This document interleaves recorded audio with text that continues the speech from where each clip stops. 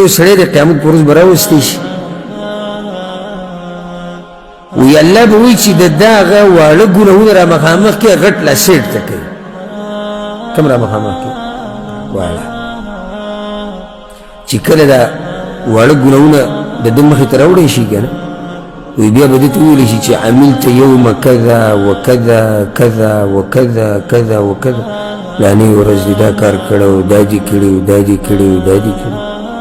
ده به وایي الله کړي نو انکار نه شي کولی د غریب خو یېرېږي د کومو ګناهونو نه دا خو لا واړه دي یېره په زړه کښې کومه ده پیغمبر صلی الله علیه وسلم دغه نور وي ده وی الله ورته وایي زه صحیح دی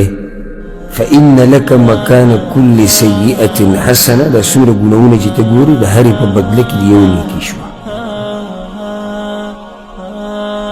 نو د انسان دې حرص ده الله اکبر وی هغه به ورته وایي چې یا الله ما نور سم کړي دلته نشتي نور سلیم کړي دلته نشتي